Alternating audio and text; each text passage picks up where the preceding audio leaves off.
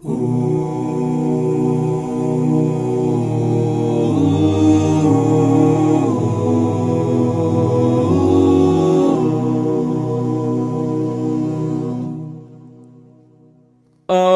say, can you see by the dawn's early light what so proudly we hailed at the twilight's last gleaming,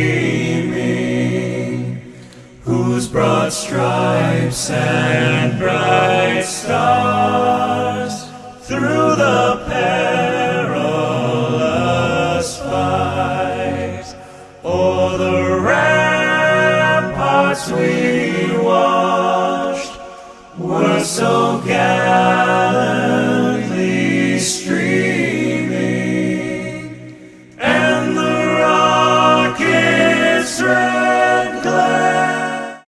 Greetings, one and all.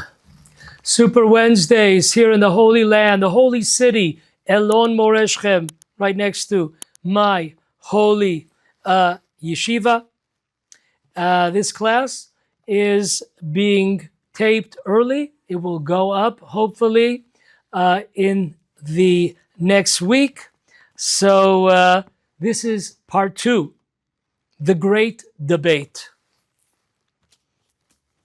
Is it a sin living in America, living in Europe, living outside the land of Israel? Please follow our first class. We hope every class is first class. And here we go. Today we start with point 3. Okay, like always, before I forget, this class is for the sake of heaven, to remove the divine presence from the exile, to improve ourselves one small step, which is a gigantic step in our days of laziness. A big shout out to Mr. 24/7, helping the Jewish people, Brother Mike, and all the volunteers, those great volunteers, and to the greatest blog, Palm Tree of Deborah.com. Check it out. Make time. Okay, let's move. Let's move because my cameraman has to go shortly. So let's do it. Point number 3. My observation in the great debate. Okay, this was a point that was brought up, and it definitely needs to be clarified from both sides, which means those, the rabbi from Los Angeles who took a little bit of offense to it, and to the other side, we have to bring down our sources, and we have to make sure that we hit all the points here. Here was a statement that a little bit bothered the rabbi from Los Angeles. It's oversimplified, and you're taking it the wrong way. You're taking it at face value. We're not Karaites. We don't take out an eye for an eye. Okay, so it was like, be serious. Okay, that was the rabbi of LA. Like, let's get serious here. Okay, let's get serious. Let's get down to business. Put up those sleeves. Okay, here's the point of contention. In the Sifrei,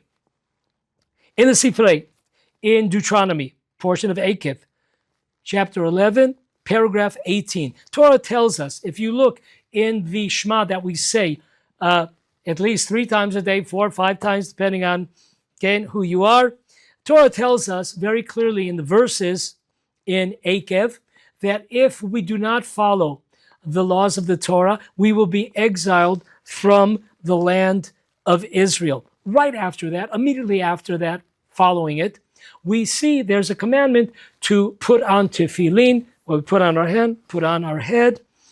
It's too much of a funky word for me to say it in English, so I'm going to pass on it. And to put on those parchment on your door post, what's called a mezuzah. So the Sifrei learns from this that, what do we learn? Why are they connected? I'm going to toss you out of the land of Israel and then observe these commandments. Amazing statement. It says, even though I'm going to toss you out of the land of Israel, if you do not follow the Torah and the commandments, you still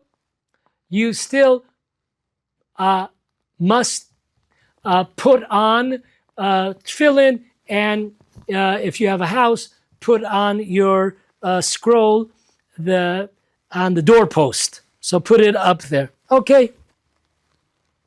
So now we have to understand what the status of commandments are in the land of Israel as opposed to outside the land. Okay. First, let's get this straight. According to the Maharal, he brings this down in Bera Gola, that a Jew is obligated from the Torah to observe the commandments outside the land of Israel. This is not voluntary. This is not if you feel like it. It is obligatory. This is according to Maharal. Okay. Now, with that said, is there a spiritual, a material dimension that separates by worlds, by planets, commandments that are done outside the land of Israel compared to those same commandments in the land of Israel? You have to do them? Yes. According to the Maharal, you have to do them. But that doesn't enter our essence question. What is the difference, if there is a difference, observing commandments in the land of Israel compared to observing commandments outside? We will be blown away. Folks, guaranteed, or your money back.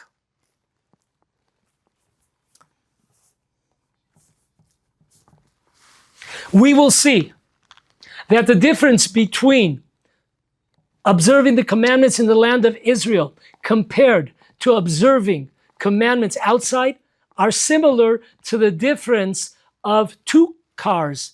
One is a Kia car. You could buy it for $22,000. Or you could buy a car, a Rolls Royce. I hope I'm pronouncing this correct. La Rose Noir means, I think, the black rose, which cost $30 million. They're both cars. Yes, they are. But it's a different league. $30 million and that cheap Kia from Korea. So let's hit it. Number one, the Torah Tamima. Deuteronomy chapter 12, verse 29, footnote 114. It was Rabbi Baruch Epstein, lived from 1816 to 1942 in Belarus. Even commandments which are not connected to the land of Israel were meant to be observed in the land of Israel. The reason why we do them outside is not to forget them when we return to the land of Israel. Listen to this.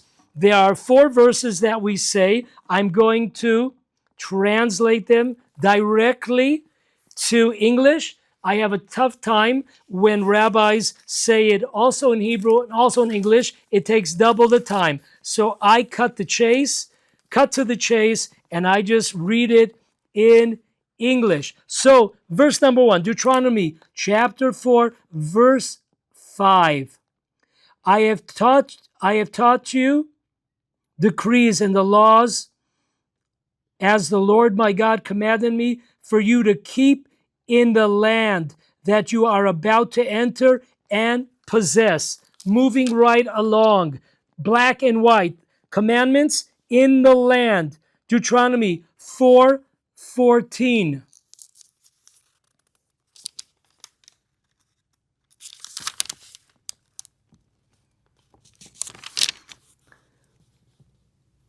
And the Lord charged me at the time to teach you decrees and laws for you to keep in the land that you are about to cross into and possess, moving right along. Deuteronomy chapter 6, verse 1.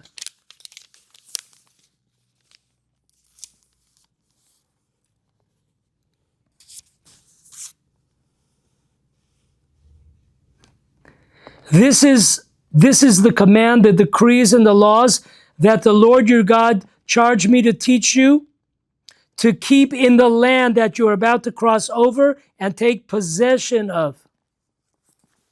Moving right along, Deuteronomy chapter 12, verse 1. I am setting before you on this day, these are the decrees and the laws that you must take care to keep in the land that the Lord God of your ancestors has given to you to possess.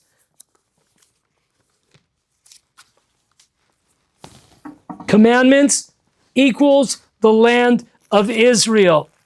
But you ain't seen nothing yet. The Kabbalist, the Ramak, Rabbi Moshe Cordovero, lived in Safed, land of Israel, 1522 to 1570. In his book, Or Yakar, volume 2, page 251, prayers are connected to the forefathers, as is written in the Tractate of Brachot. And their particular characteristic traits of the forefathers are connected to that time of day, which means putting this into action. The morning prayers are connected to Abraham, light. We're getting out of the dark. When I speak to my mom, I say, Mom, how's life in the light? This is a time of kindness, of abundance, of light. Afternoon is connected to Isaac. Isaac's characteristic trait was strict judgment, not like Abraham, who was kindness. This is the time of the afternoon prayers. The night is connected to our forefather Jacob. It's middle of the road, M-O-R, mercy. It's not kindness, it's not free gifts, and it's not strict judgment. It's in the middle, mercy. Now here's the problem, says Rabbi Moshe Cordovero. We have a problem here. In the land of Israel, we're just going to take America. If you live somewhere else in the world, I apologize. But it applies to you also. Okay, so if we're in Israel and it's morning, then in America, it's night. Now this is a problem because in the land of Israel, we're davening the morning prayers. This is a time of light, of abundance, of kindness. So to speak, God's smile. But in the land of America, they're in the middle of the night, depending where you are, east, central, or west coast. So this is a totally different characteristic trait. This is a different function that when God created the world, the planets, the cosmos, the stars, it's based on time. Every part of the day has a different trait to it, different picture to it. Or when it's afternoon, strict judgment in the land of Israel. In the States, they're in the morning. When we're at night, which is a time of mercy, they're in strict judgment. How does God work all of that balagan out? How do you work that one out? Comes the Ramak and he hits it out of the stadium. As Tomer Dvorah likes to say, that ball is still traveling. Listen to this closely. Amazing. The spiritual movement, the fixing in the world that takes place when we pray, when we learn Torah, when we do commandments, occurs according to the time clock of the land of Israel. Outside the land of Israel, a person can perhaps fix themselves. But to affect the entire world, the cosmos, the planets, the galaxies, that only occurs in the land of Israel and the time clock of the land of Israel. So when the Jewish people are davening, are praying in the land of Israel in the morning, that's what's real in real time, what's happening. It's a time of abundance. It's a time of kindness, of a smile, of warmth.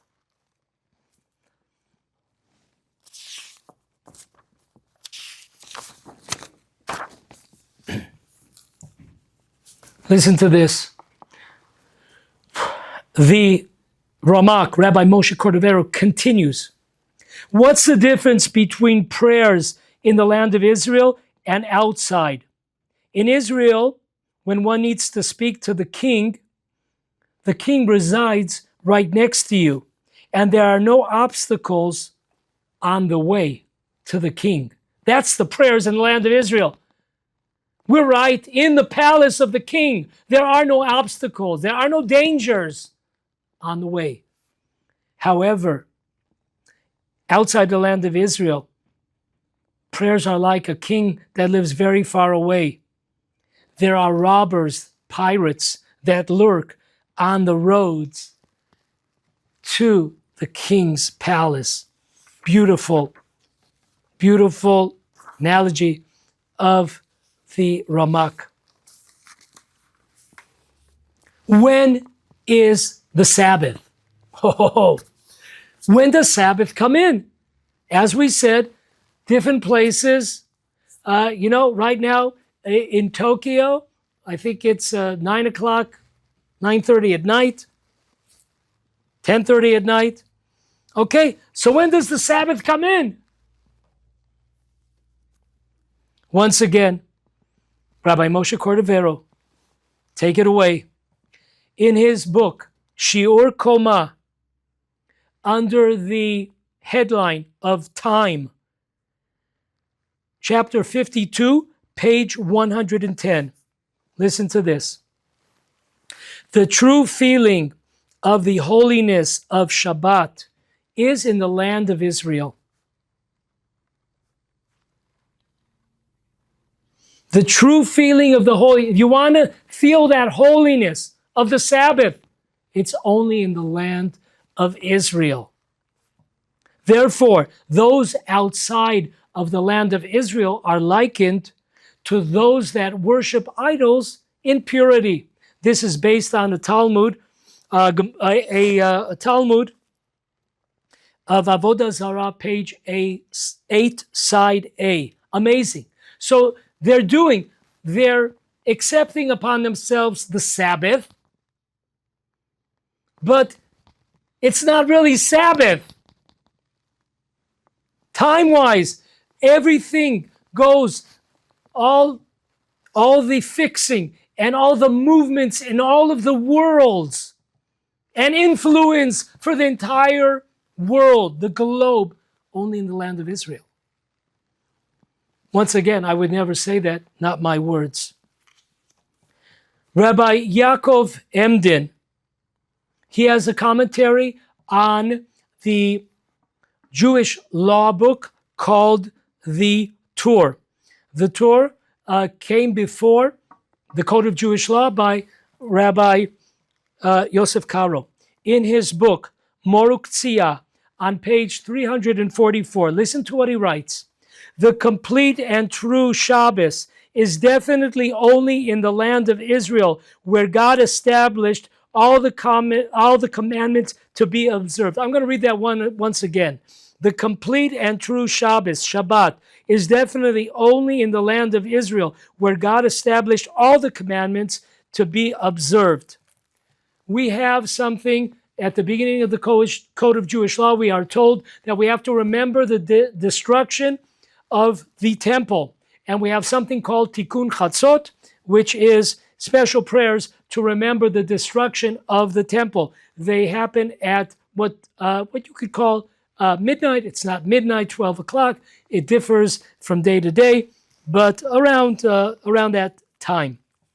So when will the real Tikkun Chatzot, when we want to do it at so-called midnight, when is it?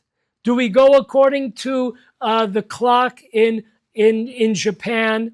Do we go according to what's happening in Spain, Brazil? Where do we go according to? Okay, so Rabbi Yonatan Eybeschutz lived from 1694 to 1764 in Prague. In his book, Yarod Dvash, the 15th class, page 428, listen to this. Pretty wild. A few weeks ago, we read that Moses comes to Pharaoh and he says, listen, around the time of midnight, all of the firstborn will be smitten, will be killed. Now, this is unusual because Moses changed the words of God. God said, at the point of midnight, not around, not approximately. You know, there's Jewish time and there's real time. They ain't the same. Real time is real time. Jewish time is like you're there an hour later. Okay, so why did Moses switch the language?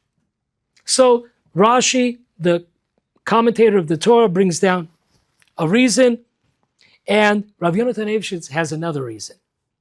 You see, he says that there's a time difference of 1 hour between the land of Egypt and the land of Israel. Now today, that is not so, but once again, we're talking about 3,300 years ago, there was a time difference. So therefore, when Moses was telling Pharaoh, if he would have said exactly at midnight, well, he would be expecting it at midnight of Egypt. But we said time goes according to the time of the land of Israel.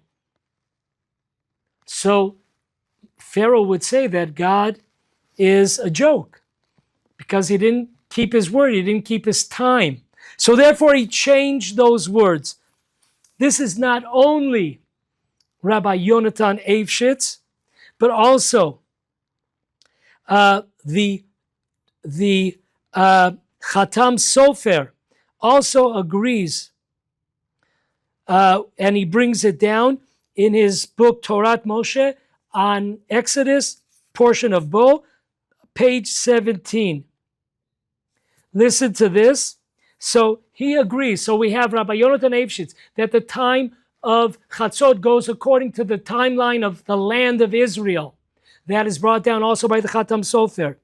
Comes Rabbi Yaakov Emden and really hits it out of the ballpark. He writes in his commentary on the code of the Jewish law book, the Torah. He says in chapter 1, he says that the Tikkun Chatzot, the prayers for remembering the destruction and crying and pleading for the temple to be rebuilt, should should be performed in the land of Israel. Wow, that is really out of the ballpark here. Okay, next, moving right along. Why do Jews outside the land of Israel celebrate 2 days of holidays? In the land of Israel, 1 day. This is not very unifying. I could tell you, I've had guests that are visiting the land of Israel, learning in the land of Israel. I'm dancing with music, I'm turning on lights, I'm driving around, and they're in their suits and ties, sweating it out, okay? It's not very unifying. Time of holidays are time of family. Look how many people travel during holiday times. And now we have those Jews in the land of Israel 1 day, outside 2 days. Not unifying. Listen to this, amazing. The Kabbalist, Rabbi Natan Shapiro of Jerusalem, writes, passed away in the year 1667. Listen to this. It takes the Jews of the land of Israel 1 day to accomplish the same fixing, the same tikkun, that it takes 2 days outside the land of Israel. As is it this is based on the Talmud of Tractate Ketubot, page 75, side A, where it says a Jew that lives in the land of Israel is worth double, is worth two Jews outside the land of Israel. This is amazing. What takes the Jews in the land of Israel 1 day to fix and to accomplish and to complete takes 2 days, the same holiday. That is amazing. The Ben Ish Chai, lived from 1834 to 1909 in Baghdad. He writes in his book Benayahu Ben Yoyada on the Tractate of Ketubot, 75 side A, the benefits, the fixing of prayers and commandments in the land of Israel is double that of outside the land of Israel. Outside, double. Once again, this is an amazing concept. Imagine you have your choice. You could have somebody working in your house and they're going to finish the job in 2 hours. And you have somebody else that's going to finish it in double the time, 4 hours. Who in the world would you take? You would take the person that finishes in 2 hours. And we still remain outside the land of Israel. Last but not least, and we'll hold it here, because my cameraman asked to get back to the holy yeshiva, and we will not keep him waiting. Okay, I'm really afraid that you might fall off your chairs, so do something about it. This is a Rishon. Remember, 1040 to 1492. This is Rabbi Yaakov Scully. He was a student of the Rashba in his book, Torah Mincha, on Deuteronomy, portion of Akev, volume 2, page 609. Listen to what he writes. The most important place to observe commandments are in the land of Israel. This is also true according to the Kabbalah. So any way you want to slice it, according to simple Torah or spiritual inside secrets of the Torah. Anyway, black and white Torah or the secrets. That is why Moses pleaded 515 prayers to get in the land of Israel. How many of us, let's be honest, how many of us pray 515 prayers to get into the land of Israel? Not like a parrot, bak, bak, bak, bak, bak. What the prayer books say, bak, bak, bak, bak. We don't even think about it. We're thinking about a million other things. So why do we do commandments outside the land of Israel? This is similar to teaching a 10-year-old or 11-year-old before his bar mitzvah, when he becomes obligated. Not because he's obligated, but rather when he becomes when he reaches the age of obligation, 13, he will be ready to observe the commandments. This is the level of commandments in Chutz La'aretz, outside the land of Israel. Whoa, this is amazing. Those of us Jews that are outside the land of Israel, we are like 10-year-olds, 11-year-olds that are practicing for our bar mitzvah. That's how all our mitzvot are for our entire life, 70, 80 years. Like that 10 or 11-year-old kid that's practicing. Don't touch that dial. Till next week.